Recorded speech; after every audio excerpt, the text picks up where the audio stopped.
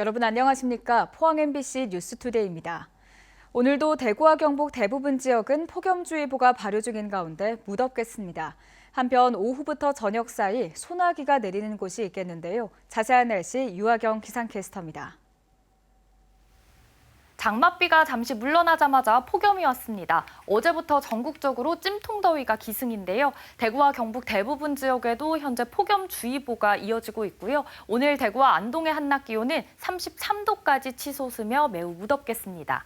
특히 오늘과 내일은 남서풍을 타고 덥고 습한 공기까지 들어와 최고 체감온도가 33도 이상으로 오르겠고요. 일부 지역에서는 폭염경보로 강화되는 곳도 있겠습니다. 내일까지 뜨거운 날씨 속 햇볕까지 강하게 내리쬐며 자외선 지수도 매우 높은 수준까지 오르겠고요. 오늘 오후부터 저녁 사이에는 경북 북부 내륙과 경북 북동 산지를 중심으로 소나기가 내리는 곳이 있겠습니다. 예상 강수량은 5에서 30mm로 소나기와 함께 돌풍과 천둥, 번개를 동반해 요란하게 내릴 전망입니다. 내일까지 폭염과 열대야가 기승을 부리겠고요. 모레 오후부터는 다시 장맛비가 내릴 전망입니다. 날씨였습니다.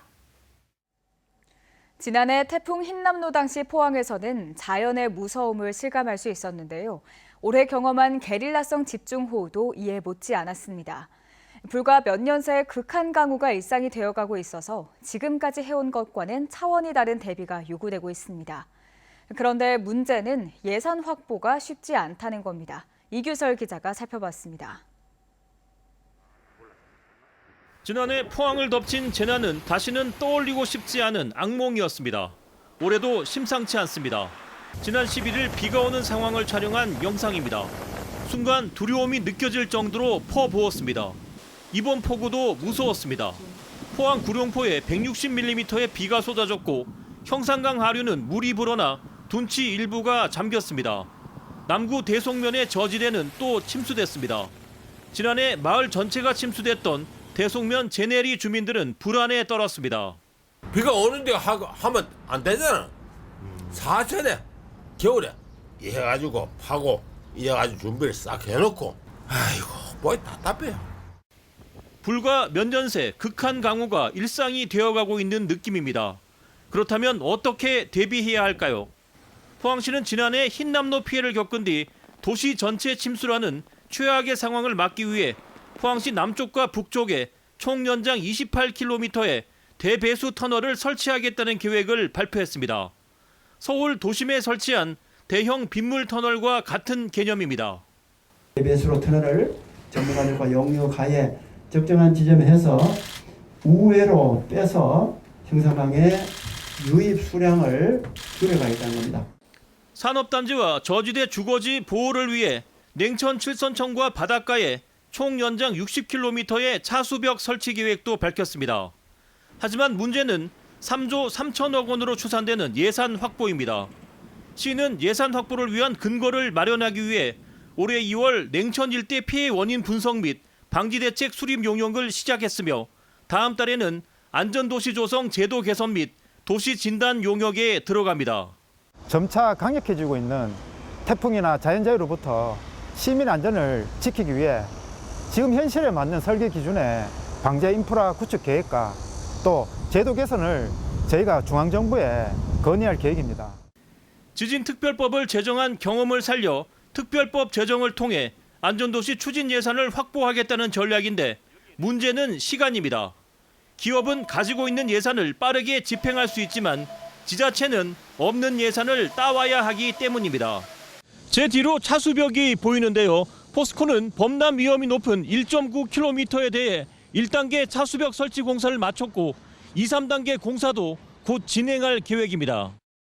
지난해에는 포항이 전국에서 가장 심각한 피해를 입어 예산 확보에 유리한 측면이 있었지만 올해는 충청과 경북 북부에서 역대급 재난이 발생해 예산이 분산될 가능성이 높습니다. 포항의 대배수 터널과 차수벽이 설치되기까지 꽤 오랜 시간이 걸릴 것이라는 우려의 목소리가 나오는 이유입니다. MBC 뉴스 이규설입니다. 경북 동해안과 인접한 북부 지역에서 유례없는 수해로 인명과 재산 피해가 발생하자 동해안 시군들도 행사를 취소하거나 축소하고 있습니다. 영덕군은 전국적인 수해 피해자와 유가족들을 애도하기 위해 오는 28일부터 30일까지 예정된 2023 영덕 황금 은어축제를 취소했습니다.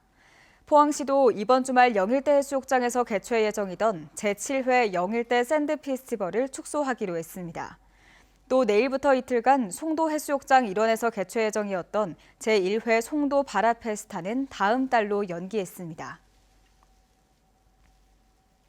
지난 1968년 강원도 해역에서 조업 중 북한에 납치됐다가 귀환한 뒤 반공법 위반 혐의로 처벌받은 어부들이 어제 54년 만에 열린 재심에서 무죄를 선고받았습니다.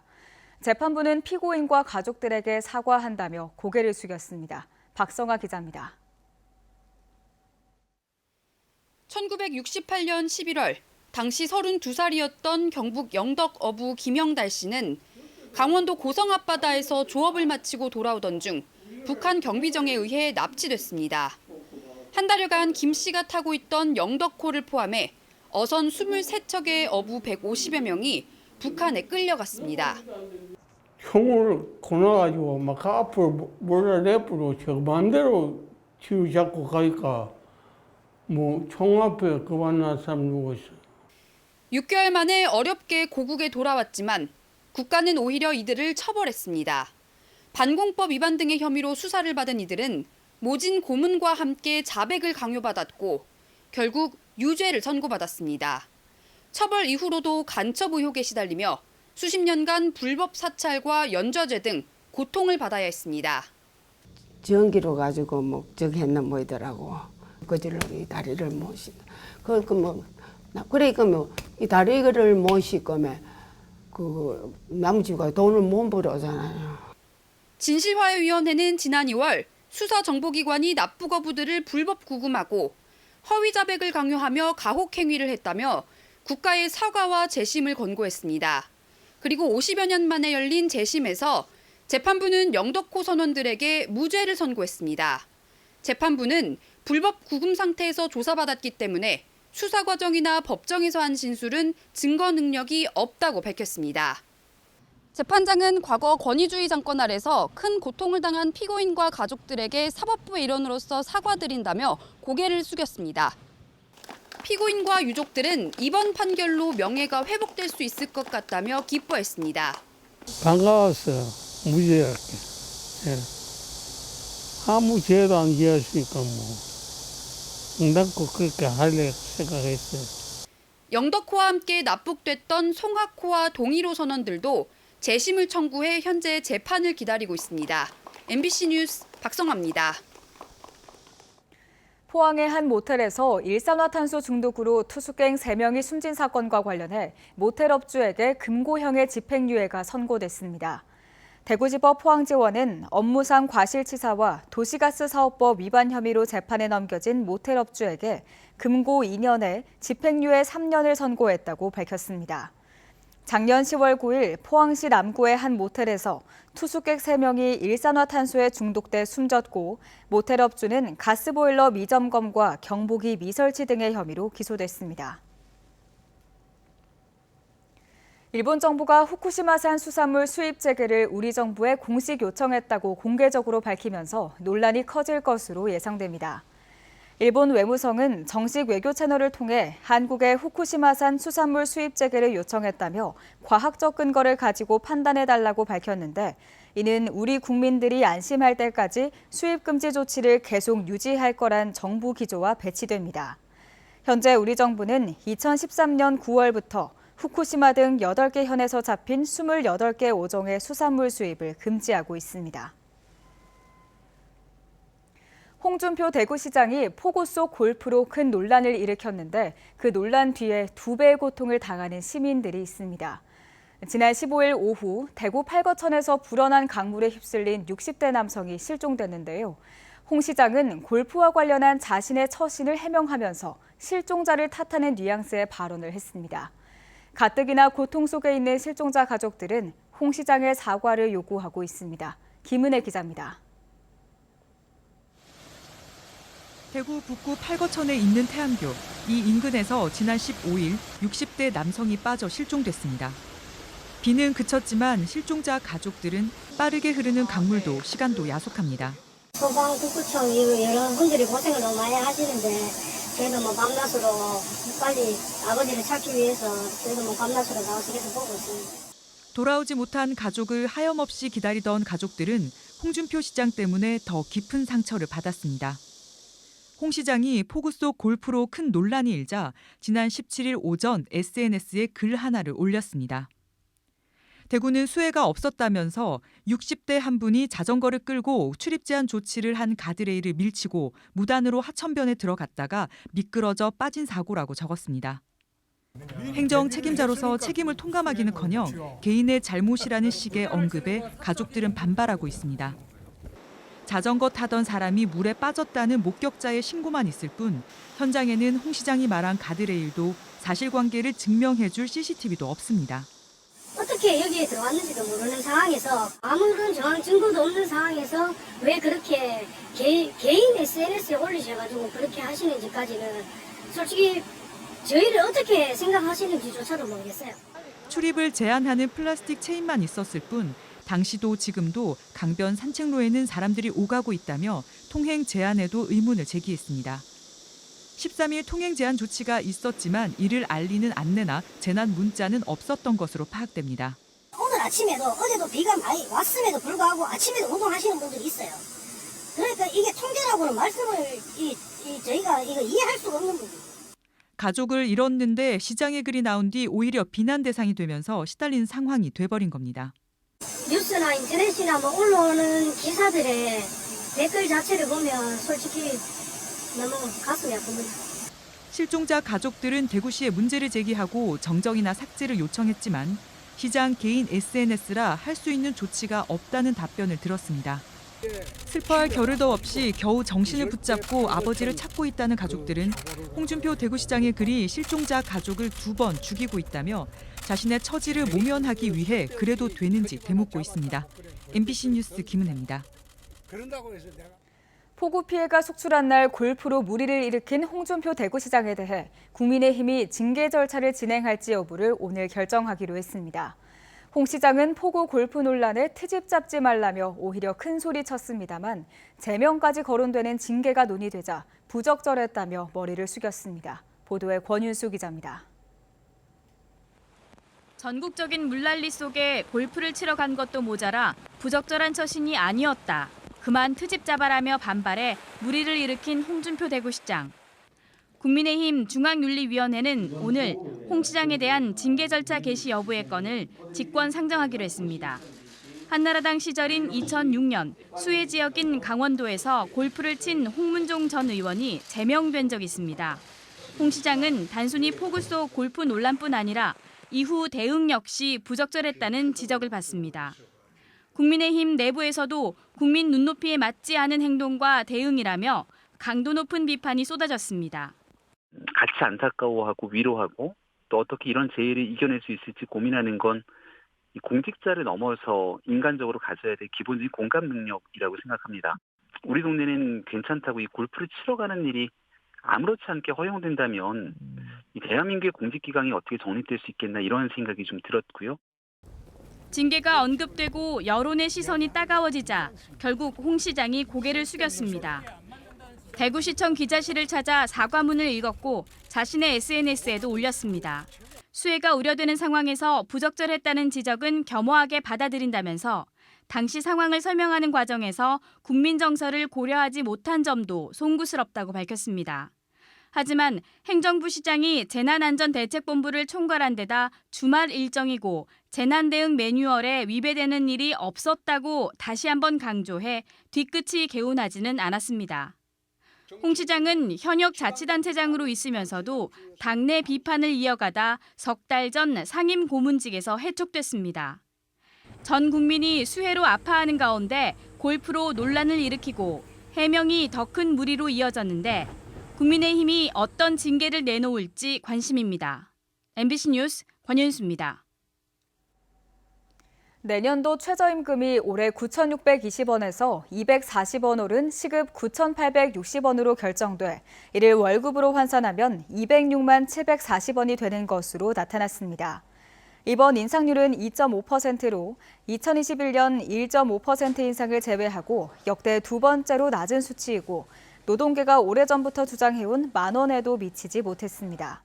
반면 사용자 측은 최저임금이 이미 중위임금 대비 60%가 넘고 중소영세기업 등의 지불 능력을 고려해야 한다고 주장해왔습니다.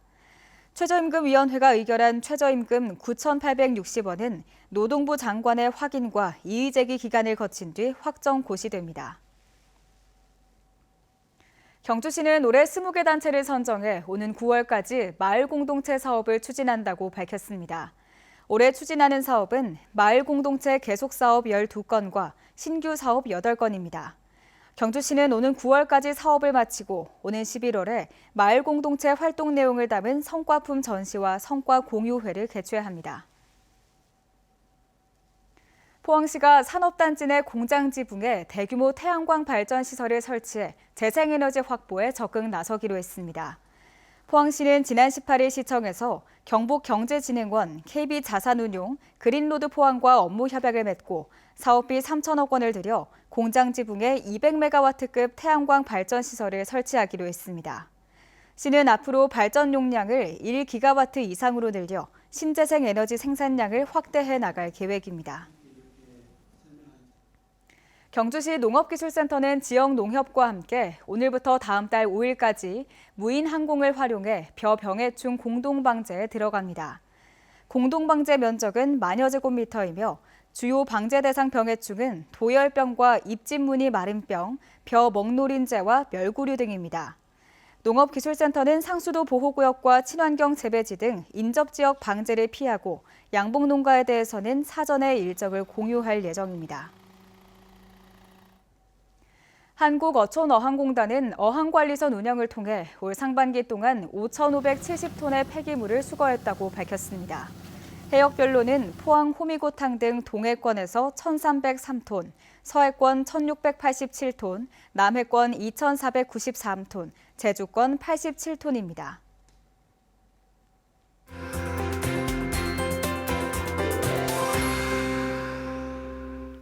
장맛비가 잠시 물러나자마자 폭염이 왔습니다. 어제부터 전국적으로 찜통더위가 기승인데요. 대구와 경북 대부분 지역에도 폭염주의보가 이어지고 있고요. 오늘도 대구와 안동의 한낮 기온은 33도까지 치솟으며 매우 무덥겠습니다.